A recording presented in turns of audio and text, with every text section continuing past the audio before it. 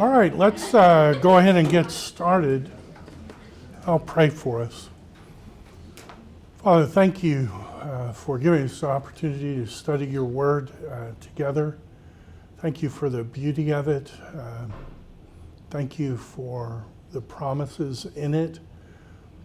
I pray that just like the disciples on the Emmaus Road, that you would continue to open our minds to understand the scriptures. I pray that you would fill our hearts with love for you and love for other people. I pray you give us greater skill as we seek to understand your word together. When we come and we make this prayer, I make this prayer not claiming in any way inherent superiority over anyone, but we come relishing in your grace that promises our total transformation. I pray that you use something as simple as a college class to hasten that day in our lives. And pray all this in Christ's name. Amen. All right, well, welcome to BIB 442, Psalms and Biblical Theology. My name is Judd Davis, and I'm the teacher for this semester. I'm very excited about our journey through the Psalter together.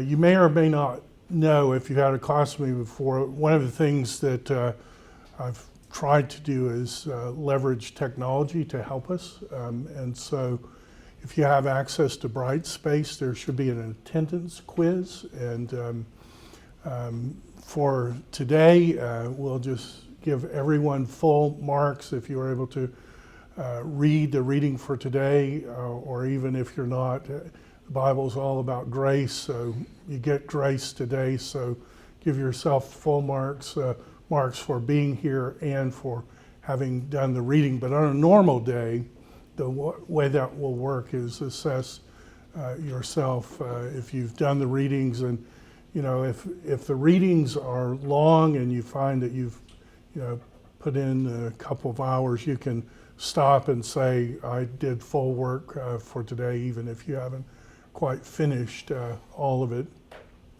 But we'll do that every day, and that goes right into the grade book. So a big portion of the grade is that you're here and you're ready to study what we've done together. For those of you who are taking the Hebrew side of this class, same way. Put that you're here and then that you've done the work. There may be a time or two where you can't quite do all the Hebrew reading, and that's okay. If you put the time in, give yourself full marks. If you have any problem with that, just email me and I can fix that for us. So I want to tell you a little bit about my journey with the Psalms.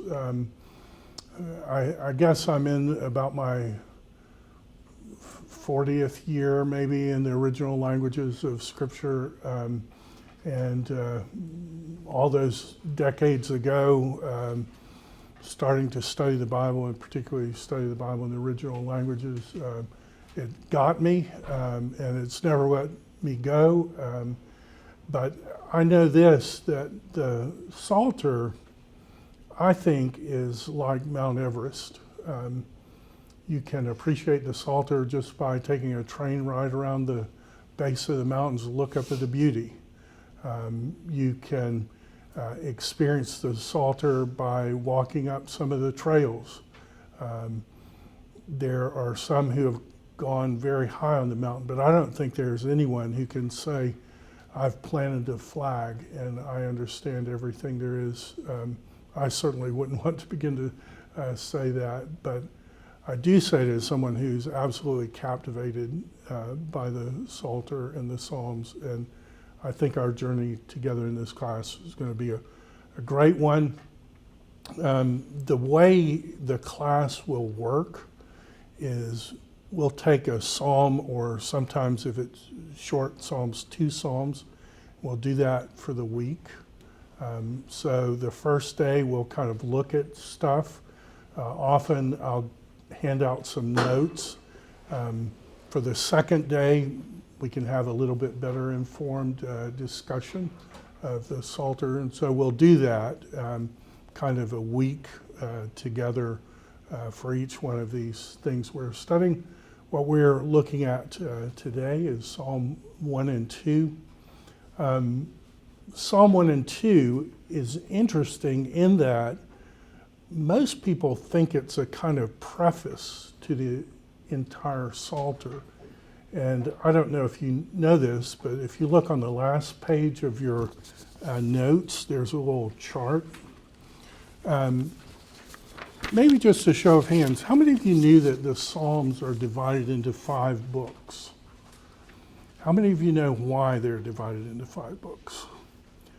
You know, that's pretty much the scholarly world's opinion. It's like, okay, they're divided into 5 books. Why are they divided into 5?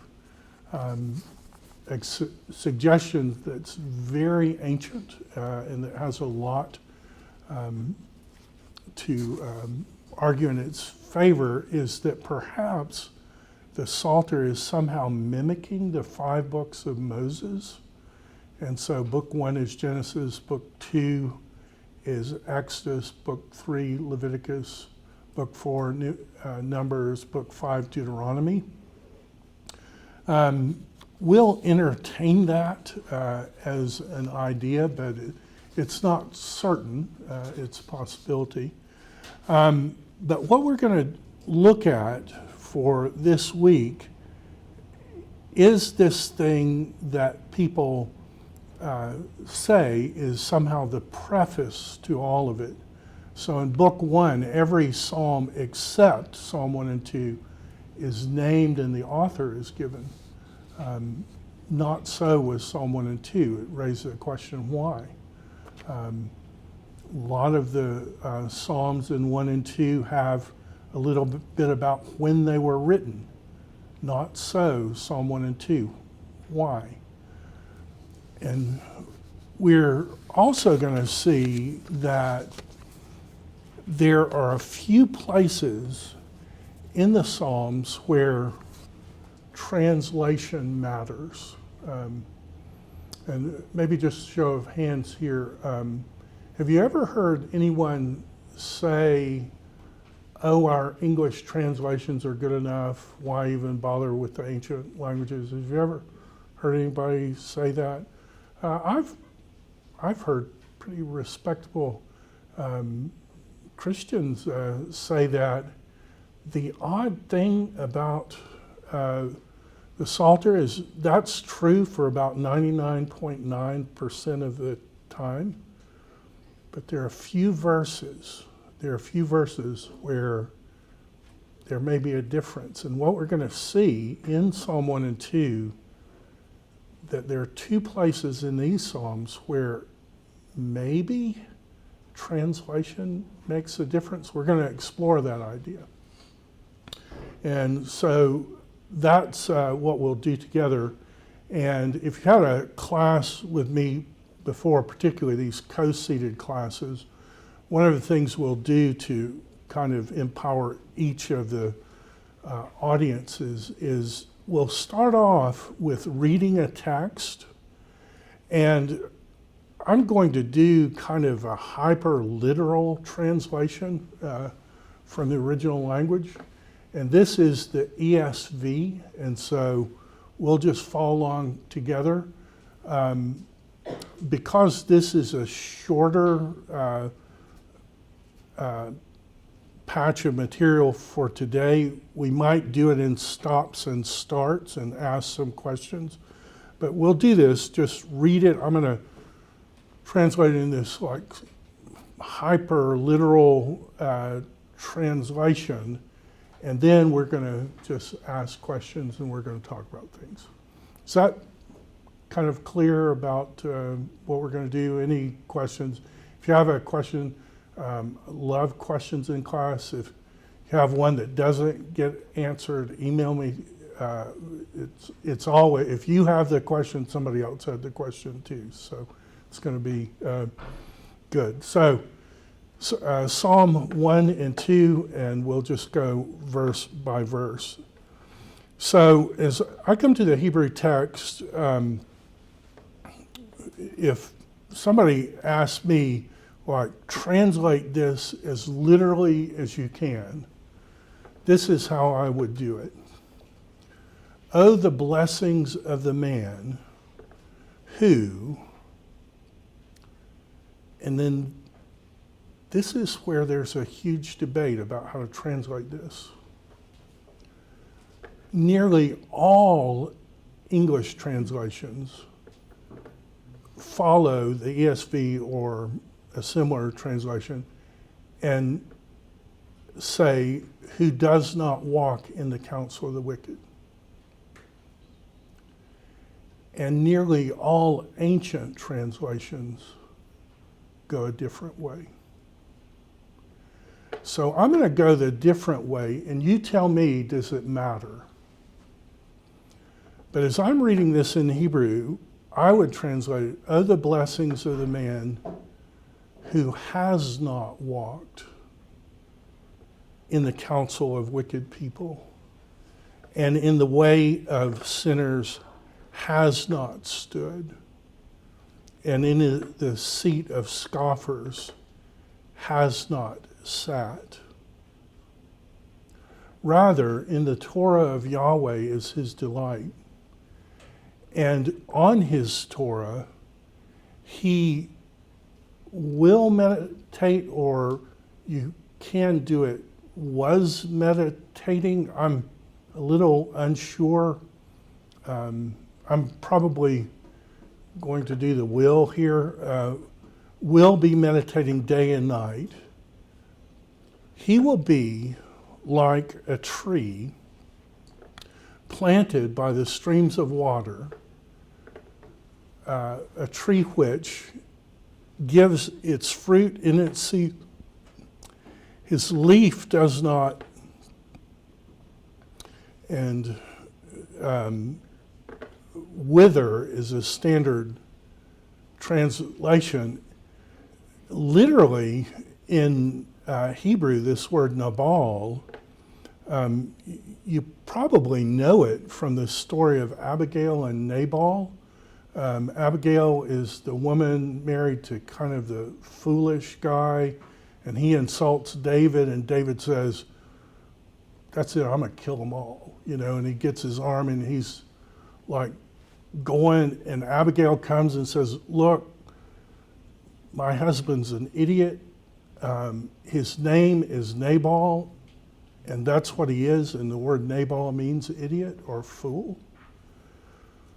In Hebrew, that word fool and wither is the same exact word, and the word for a dead corpse. So if you saw a dead corpse laying out in a field, it's called the foolish thing. Kind of odd, but true. How much of that is related here, I'm not sure, but it's interesting. His leaf does not become foolish. His leaf doesn't die. His leaf doesn't wither. Everything he will do will succeed. Not so the wicked people. Rather, they will be like the chaff, and we have the word wind here, but you can see, the Hebrew readers can see it's the word ruach.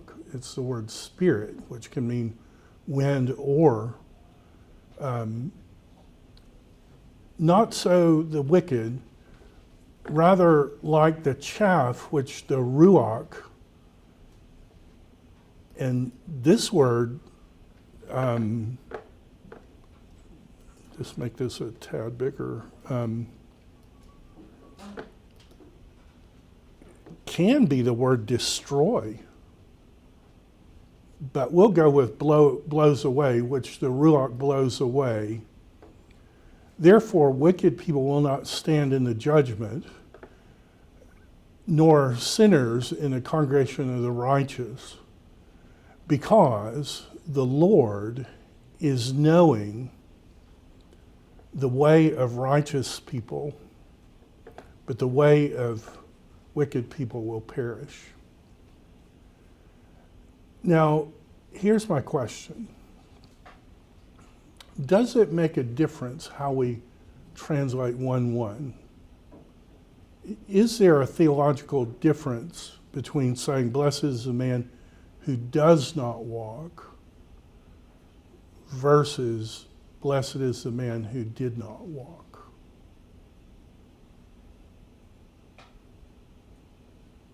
Is there a difference? I mean, if you say blessed is the man who does not walk, that means that he could have walked at some point in the past. If you say has not, that means that person is perfect. They never have walked in the way of the wicked. So like, someone who's presently righteous but wasn't, or someone who always has been righteous. That's a huge difference, isn't it?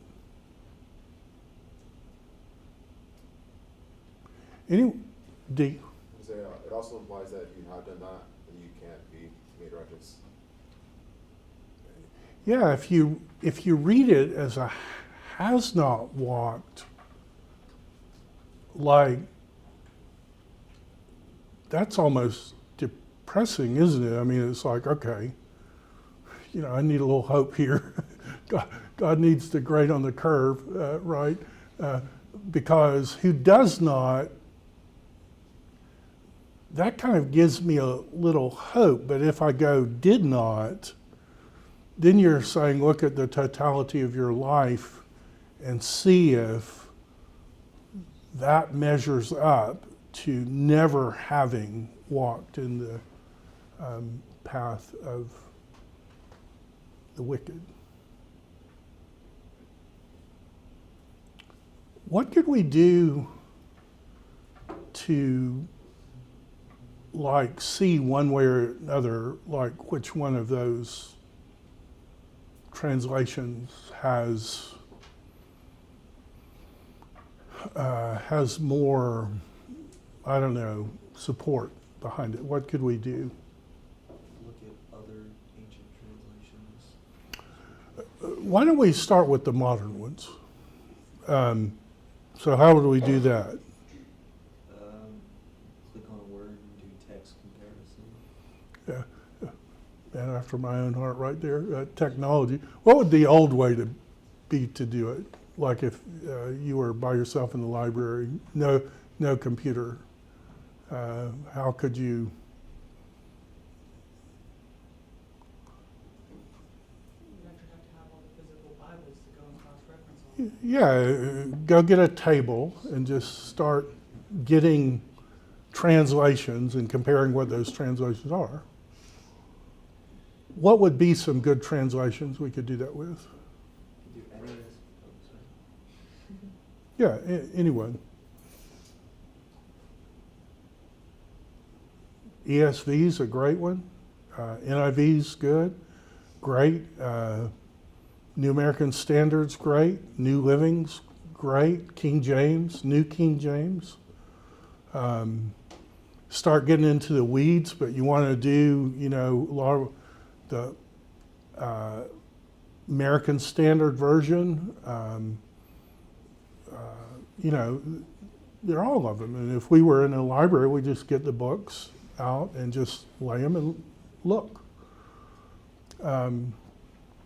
And believe it or not, when I was a student in the days before personal computers, that's the way you did it.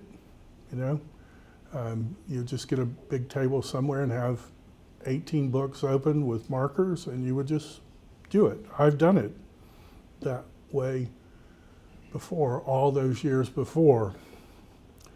We don't have to do it that way now because we have these great tools. And if I can remember which button to push, which I think is here, we'll do text comparison, and we'll do float this panel to make it, and then that's as big as I can make it. In the back, can you see that? So these are the ones I use, and these are, I put them in the order that I trust and that they've helped me. So ESV, blessed is the man who walks not. Blessed is the man who does not walk. Blessed is the man who does not walk, NIV.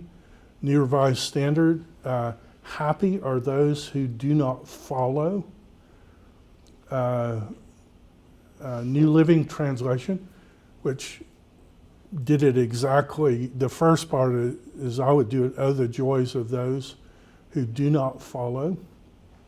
I think this is the American Standard, blessed is man that walketh not. Maybe this is American version, blessed is man that walketh not. Contemporary English, blessed, God blesses those people who refuse evil advice.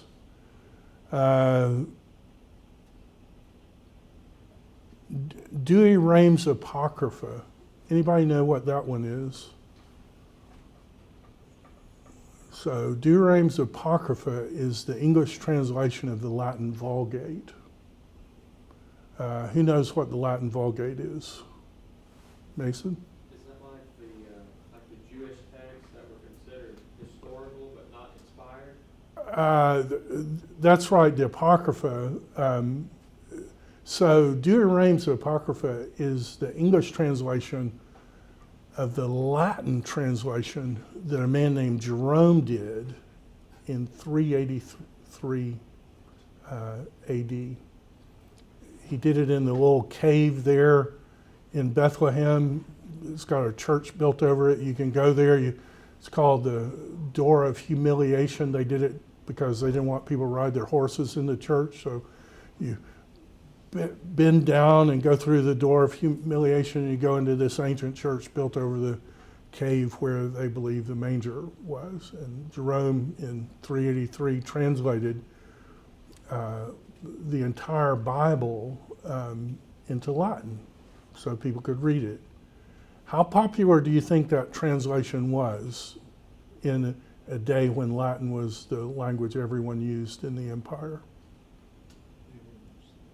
Very, in fact, the King James, when the King James translators didn't know what to do with something, where they went to would be Jerome's Vulgate. So Dewey Rheims Apocrypha, English translation says, blessed is the man who hath not walked in the counsel of the wicked. That's interesting, isn't it? All the English ones have done it as who does not. Jerome did it, did not. God's word, who does not follow. Good, I don't know what this one is. True. Happy are those who reject the advice. King James, blessed is the man that walketh not. New English, blessed is one who does not follow. New Century, happy are those who don't listen. NETS, this is the New English translation of the Septuagint. Who can tell me what the Septuagint is? Greek translation of the Hebrew Bible that was done about, 300 BC, about 3 centuries before Christ? Yeah, it was started 280 BC and probably finished by about 200 BC. So this is 200 years before Jesus was born. New English translation of the Septuagint, happy the man who did not walk in the counsel of the wicked. How did they do it? Present or past?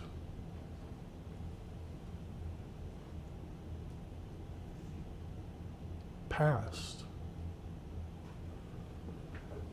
New International Reader's Version, happy the one who obeys. The updated NIV, blessed is the one who does not walk. New King James, blessed is the man who walks not.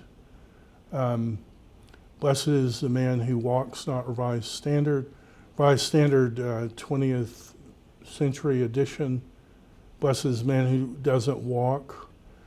Good luck with that. I don't know Russian, but that's what the Russian says. Another translation of the Septuagint, blessed is the man who has not walked. Today's NIV, blessed are those who do not walk. No idea what these ones. Young's literal translation, oh, the happiness of that one who hath not walked. Is that present tense or past tense? Kind of getting into the Old English. That's past, right? My French has never been great, so I'm not going to even try that one. Blessed is the man who doesn't walk. So, like, I love that. Like, that looks like art to me. And that looks like, oh my goodness, that scares to death. So this is an ancient translation called the Peshitta. And the Peshitta means the plain translation, like straight from the horse's mouth,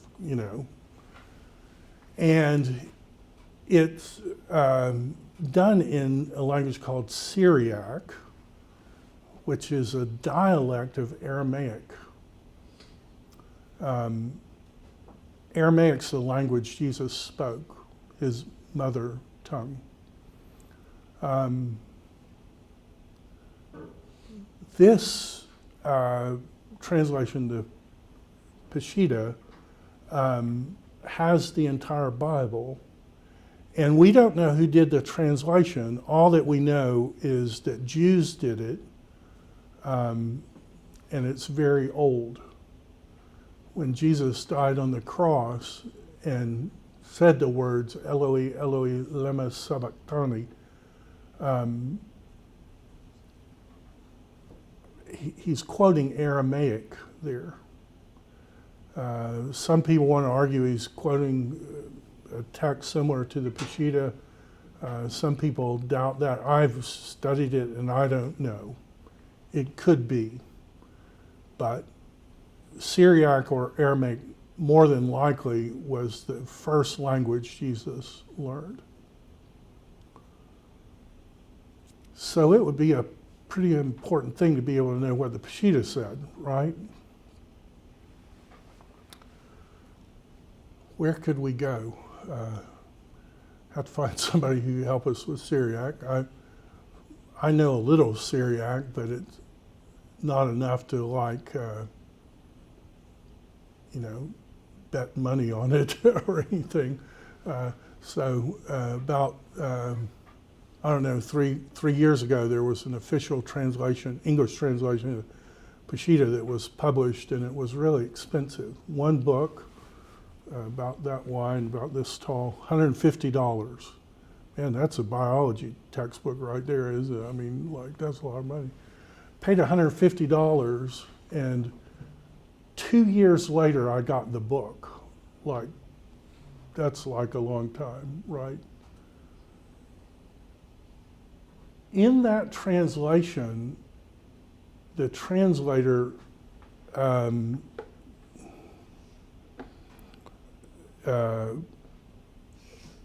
here's the word, and I think it says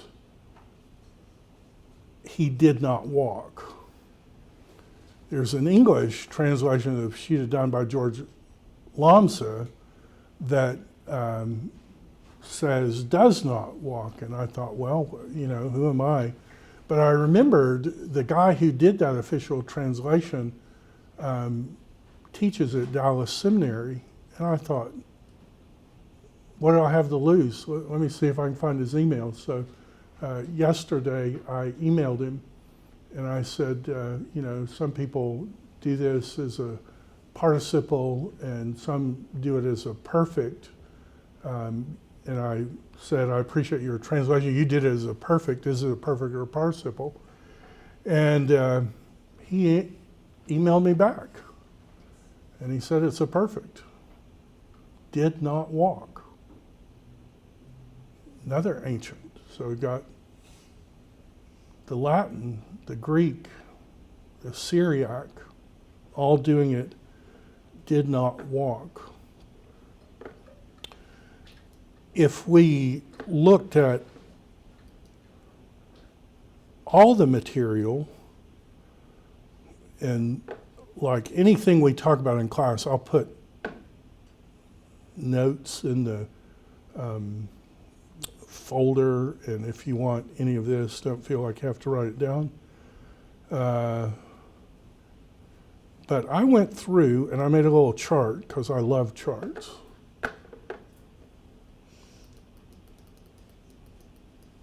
And so this is how it works. Nearly every single English translation, modern translation, translates it does not walk. And so you can see ESV, New American Standard, NIV, every single ancient translation translates it did not walk.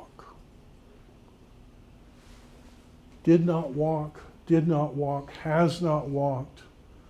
Perfect is the younger man who did not depart. Perfect is the younger man who did not depart. Without fault is the man who did not walk around in the way of the wicked. And even modern commentators, so this is the Word Biblical Commentary, translate it, who has not walked, or the Anchor Bible, who has not entered. Okay, so help me.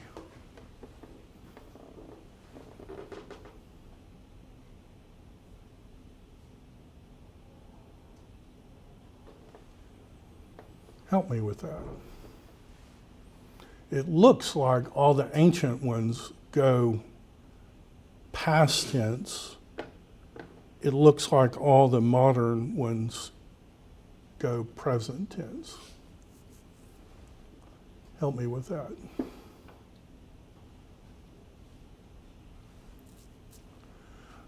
Let me ask this question. When we're talking about inspiration, the inerrancy of Scripture, that is, when we're talking about God's communication that is without error, that's complete, that is going to stand for all time in heaven, are we talking about this or are we talking about this?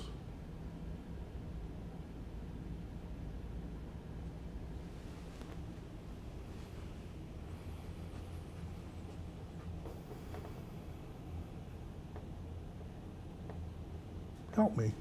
Let's have a discussion.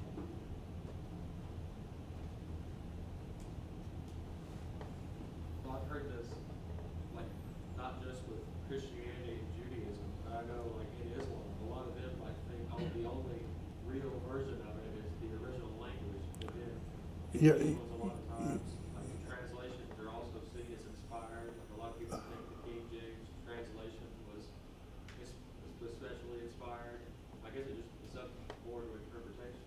Yeah, so like Islam claims to have the original text that Muhammad wrote down. Well, not Muhammad because he was illiterate, but what he was dictated and what he dictated and somebody wrote. That's true. You didn't know that? Like, he couldn't read, he dictated? Discussion for another day. But in Islam, the claim is that the right text is the Arabic text that was written down. They have the first copy. What do we say about our Bibles? Are our English Bibles inspired? So here's the official answer. We get to stand on shoulders of giants. The answer is yes, to the extent that they reflect the original text. Chicago's statement of inerrancy says, on most issues, there is no debate. Take any translation you want, it's going to give you exactly. But on matters of dispute, recourse must be made to the best manuscripts in the original languages. That's what it means to be an evangelical. So when we come to a passage where there's a problem, as evangelicals, do we like the table with lots of different English translations? Or do we say, I like the blank and that's good enough?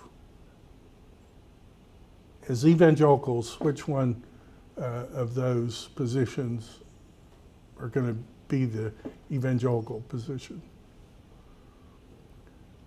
We like the table. We like the 18. If you can give me 80, I want the 80, right? Because God's an effective communicator, but I'm not claiming that there's any English one translator who's going to get everything right. I want to read everything.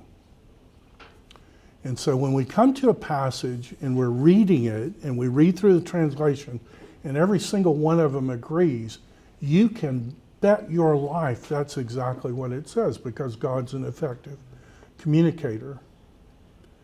But when you come to a passage and you start getting different things, then it means we've got a little work to do. We've got a little work to do here. Which one of these do we need to go with? And the wonderful thing is that a lot of people have done a lot of work before we ever had this conversation. We have access. It's not like we're going to be perpetually in the dark. We just have to do a little work. This is a place where we need to do a little work because I think, as Dee pointed out, there's a huge difference, is there not? Is it who did not? Then you're talking about sinless perfection.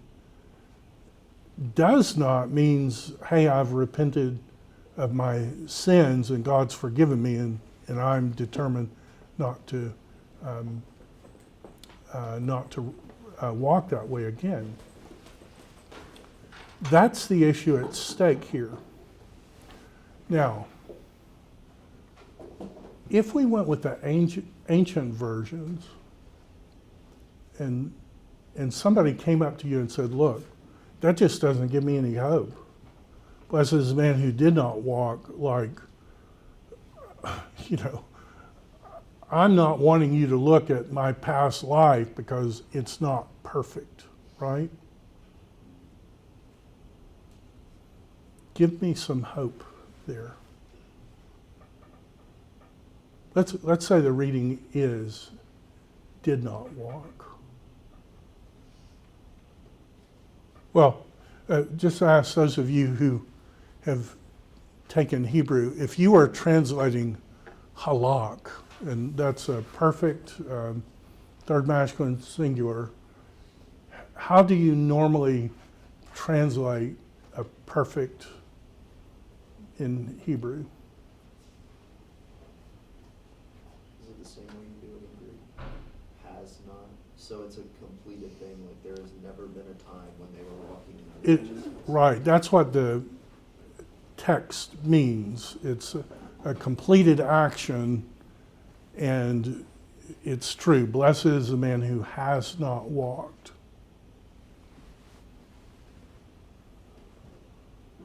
Well, why do all the English ones go, does not walk?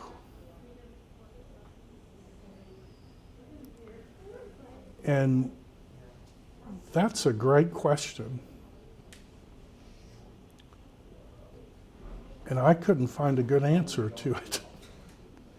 Is there a textual variant? There's no textual variant. One man, whom I respect a lot, called it a deliberative perfect. And I've never heard of that before. And I've been reading Hebrew 40 years. Not that my Hebrew is like, but if I've been doing it 40 years and I've never heard it, then I don't know, is that a thing? Is that a thing you learn when you learn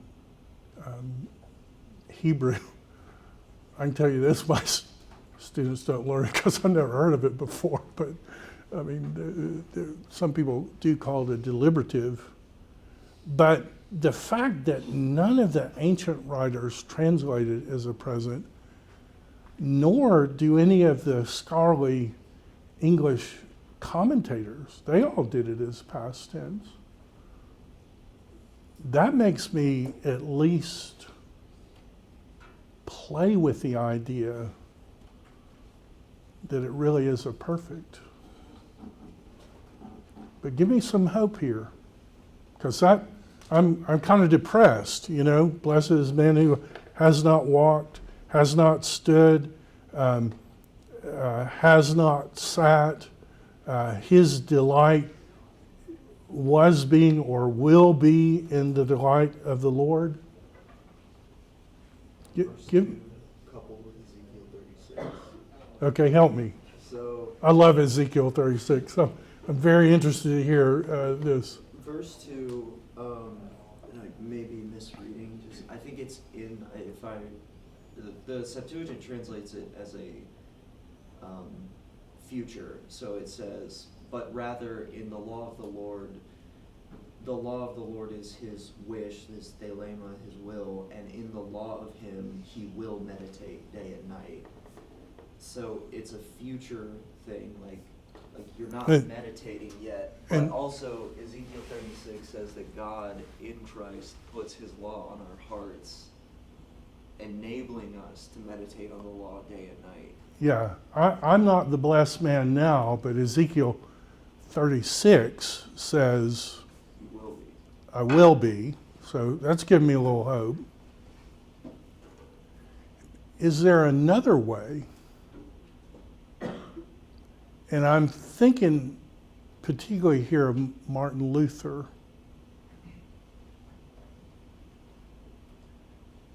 Well, let me ask the question this way. Who is that blessed man?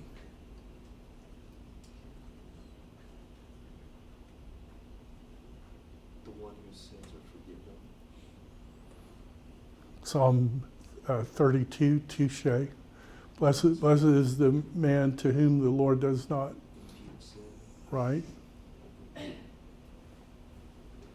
someone could argue that this psalm specifically is almost a psalm full of messianic prophecy. Oh, wow. The only man who ever has lived without any unrighteousness. Right. Oh, the blessings of the man. Maybe Psalm 1 isn't saying, oh, the blessings of the man. Maybe Psalm 1 is saying, oh, the blessings of the man. And the two will be one flesh. Whatever is true of him is going to be true of you. That gives me a lot of hope right there. Ezekiel 36, entire transformation. Psalm 1, new Adam.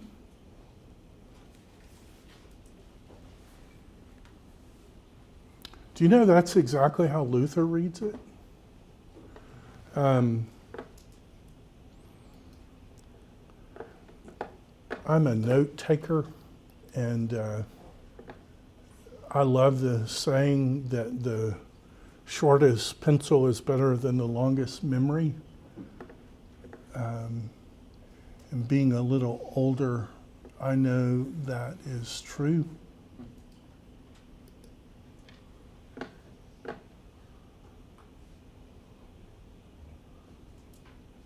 This is what Martin Luther said. The first psalm speaks about Christ, literally. Thus, blessed is the man. He is the only blessed one and the only man from whose fullness they all receive, that they might be blessed men in everything that follows in this psalm. He is the firstborn among many brothers. He is the first fruits of those who've fallen asleep, so that he also might be the first fruits of those who are awake, namely in the Spirit. For it is also written in the roll of the book concerning him. He's quoting, I think, Psalm 40, which is toward the end of book 1. He is the only man of virtue, and he has a bride. And that bride is going to be made out of his flesh. And is his flesh tainted flesh or perfect flesh? That's a huge difference, isn't it? I kind of wish we would go with, blessed is the man who has not walked. Because that disabuses me of the idea that I, in and of myself, can be the blessed man. That drives me to the idea that Christ is the blessed man.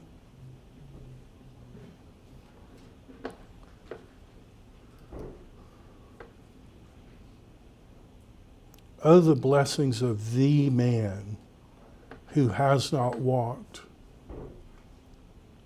Well,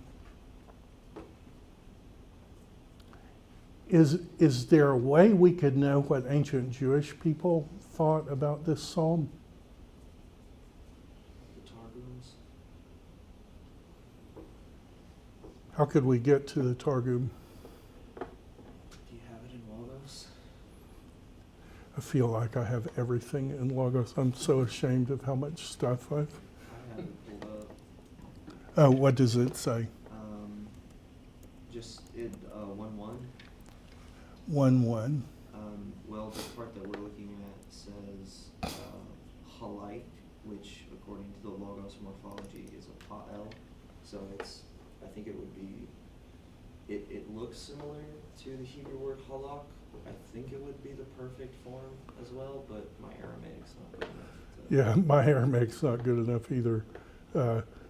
Stack in his English translates it does not walk, but it looks like it's a perfect to me, but I don't know.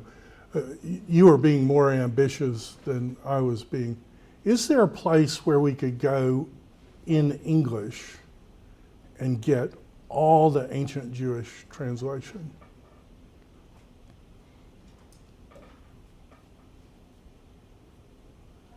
There is, and I'm glad you asked.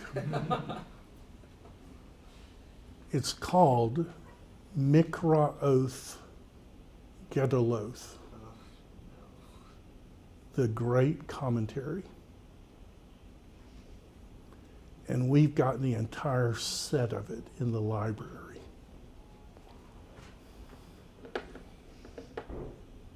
I love that place in the library. I walk over there and I start walking down that row and I just feel happy. Because we get to stand on the shoulders of giants.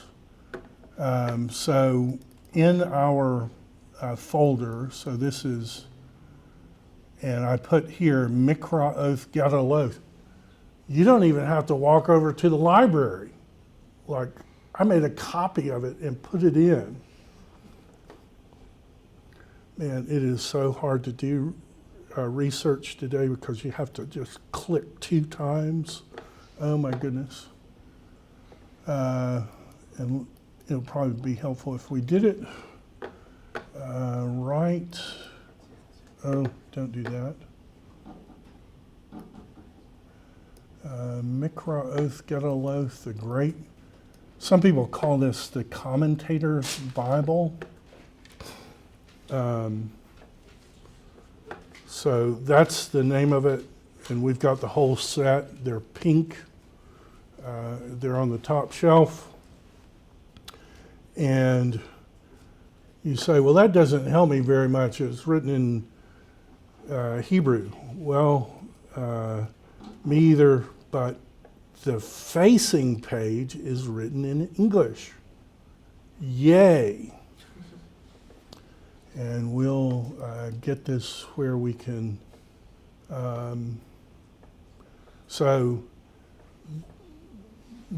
This is a who's who of Jewish commentators, what they think the psalm says.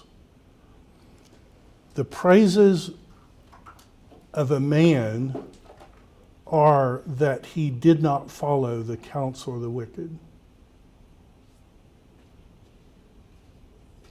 Which way is Mikroth Gedaloth doing it? Present tense or past tense? Past. Now I'm really looking forward to the day when there's an RESV, the Revised English Standard Version, and I probably know maybe some people who are going to be on that committee. You pray that they ask me to be on the committee because I will fight for this change. Oh, the praise of the man that he did not follow. And this is what Jews say. These correspond to the 10 men who composed them, and talking about different parts of the song. Oh, the praises. He did it the same way I did it. Oh, the praises of. We come down here, and when you get in Mikroth Gedaloth, it's a Jewish book, so it actually reads from this side to that side, so you have to read the English page. Goes from this side to that side if there's over. It's kind of weird, but you get used to it, I think.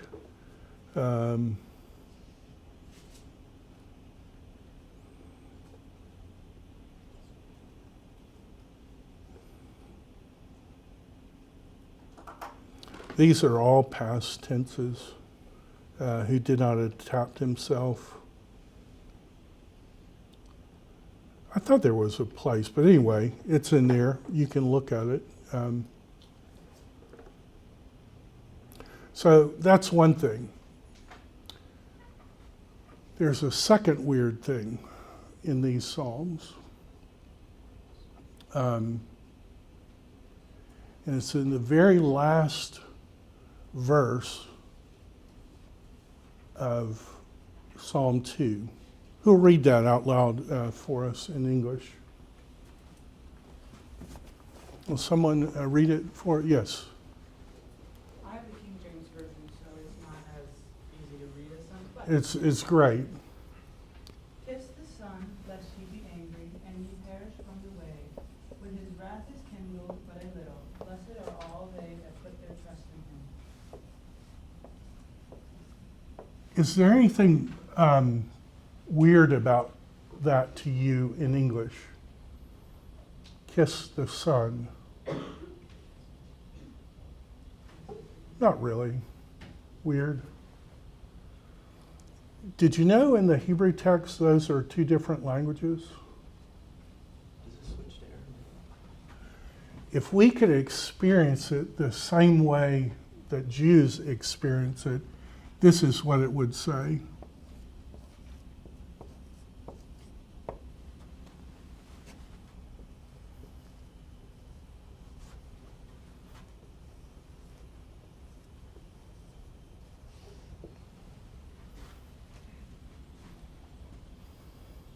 Which verse is this? 2:12. Do you recognize this as German? Kind of an English-like. I don't know if you know this or not, but English is really just hillbilly German. It's true. Like some guys went over in a boat, they became the kind of Appalachia, they developed their own little language. That's English. English is hillbilly German, right? But anyway, this is in another language. This is Hebrew, this is Aramaic.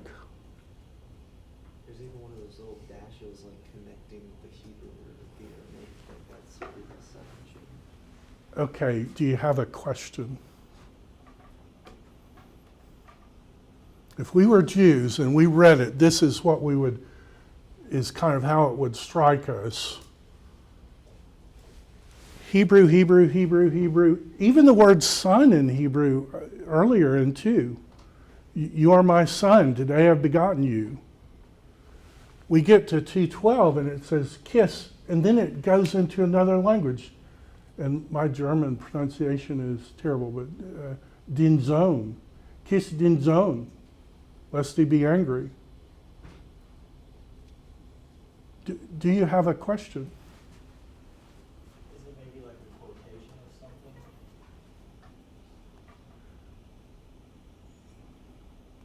What do you think of this answer? Just don't worry about it.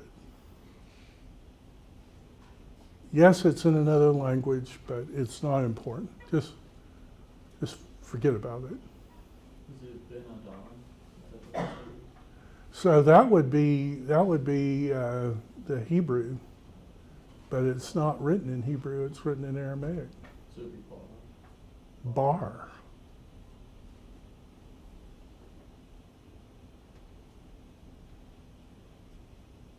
Help me.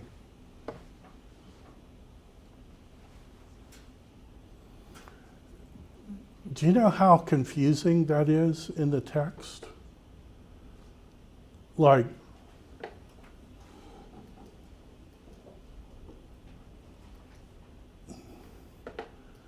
can you guys see these little blue letters here? So that's when there's a textual variant where, there's a slight spelling. All the manuscripts we have, they always agree, but there's a slight spelling. So are there a lot of textual variants in these verses? That verse doesn't even have a textual variant at all, right? Take any manuscript, it reads the same thing.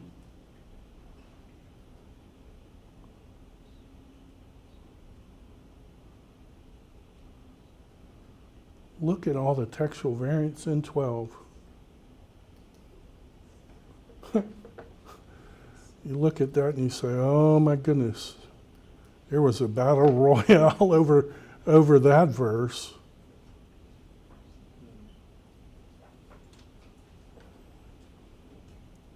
And it all has to do with these 2 little letters that are written in a different language.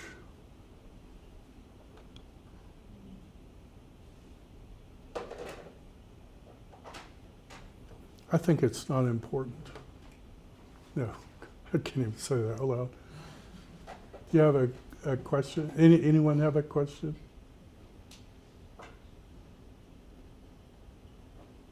Is the idea that it's unimportant a valid idea, would you think? I say to you, just don't worry. It's in a different language, just don't worry about it.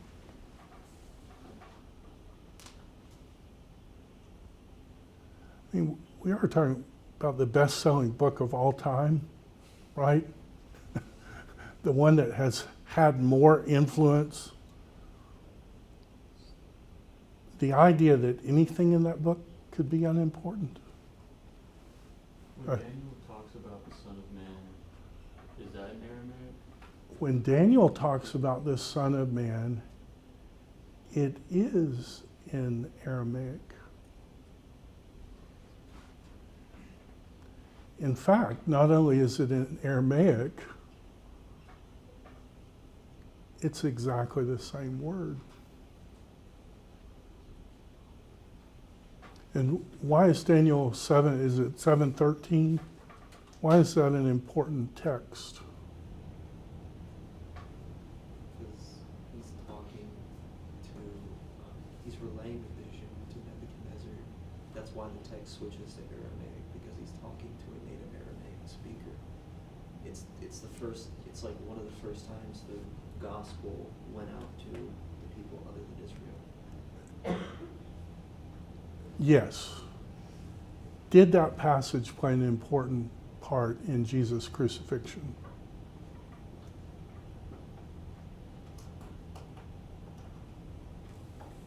it's the verse he quotes in the high priest. All Jesus does is quote a Bible verse, and the high priest says he has to die. And all he said was, that verse is about me. Which verse? Is it 7:13, Daniel 7:13? And then I was looking in my night visions, and lo, there came one like the Bar Neshah, and he was presented before him, and it was given that all nations might hishtavah him, might worship him. Well, I thought the second commandment said, you shall have no other gods, don't make an image, an idol, do not hishtavah them, do not serve them. And this is talking about a second figure in heaven that the nations of the earth are worshiping and serving. And Jesus said, that verse is about me, and the high priest says, kill him. He's blasphemed. All he did was quote a verse about the Bar Neshah, the Son of Man. All he did is say, I'm that figure, and the high priest said, you have to die. And what we're going to see on Thursday is there's a figure in Psalm 2 that's in heaven. And God says, I've made my king in heaven and established my king. And remember, Psalm 1 and 2 is the preface to the entire Psalter. And so the question becomes, who is this blessed man? And who is this messianic king? And here's what I would like to persuade you of. David did not think that that was him. And here's why I know that. The very first psalm attributed to David is Psalm 3.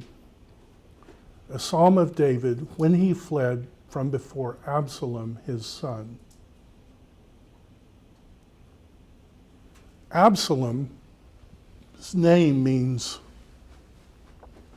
father of Shalom. What does Shalom mean in Hebrew? Peace. What can you tell me about Absalom? Didn't he try to kill David on multiple occasions? Tried to kill David. He tried to take over the kingdom. Why did he try to kill David?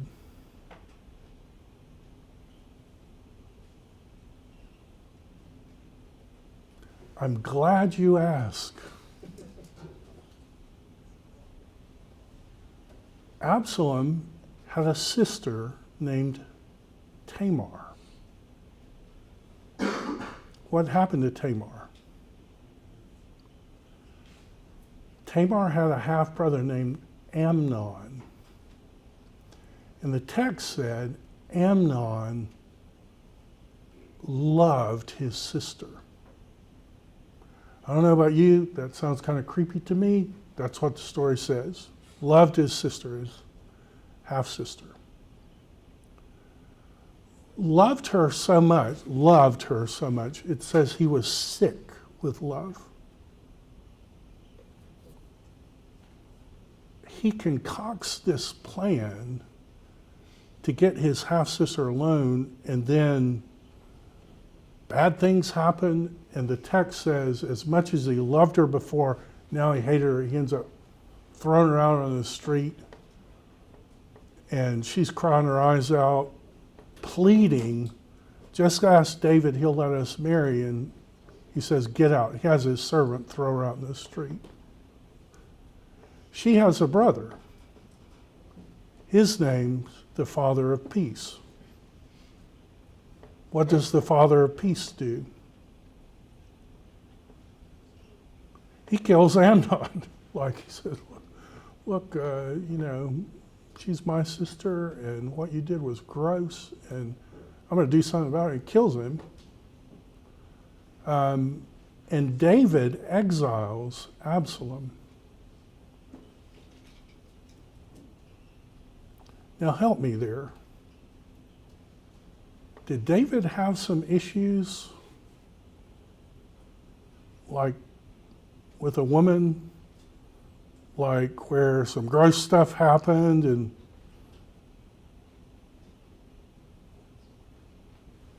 so here's my question.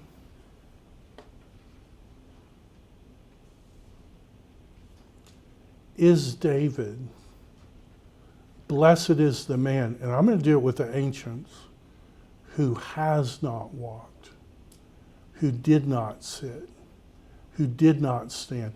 His delight was in the Torah of Yahweh, and on his Torah he was meditating day and night. He will be like the tree. Whatever he does prospers. Was that true of David? No. David's not the blessed man. And if he's not the blessed man of one,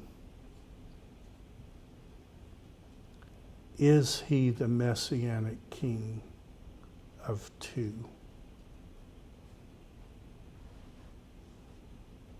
And I'm going to say no.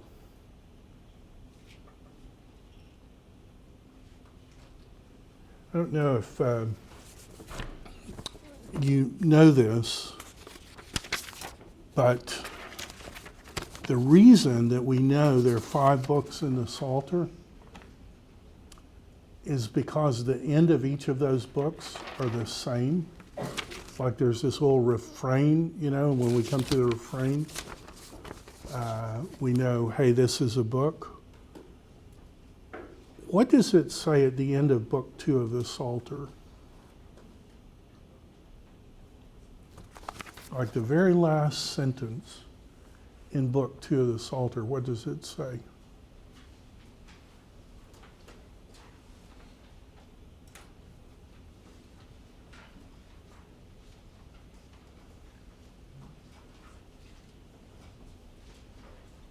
Like the last sentence in book 2 of the Psalter, what does it say?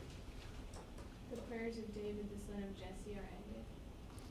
So what are books 1 and 2?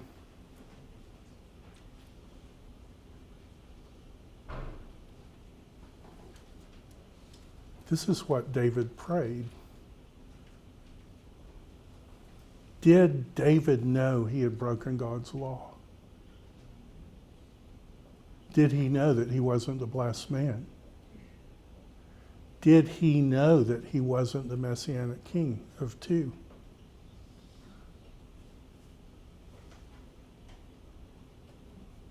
And if he's not the messianic king of two, is he the one in 2:12 when it says kiss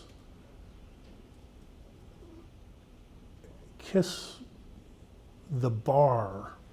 And there's a really interesting feature about this word son in Aramaic,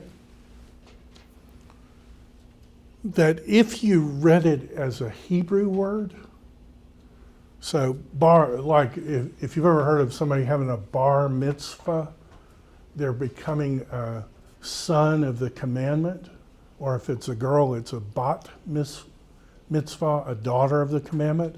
That's what Jewish people do when they become adults at 13. They become a son of the commandment. So that's this word, bar. If you read it as a Hebrew word, it has a different meaning.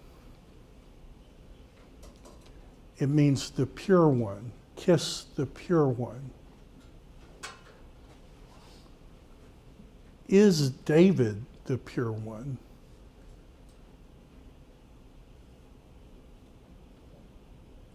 No.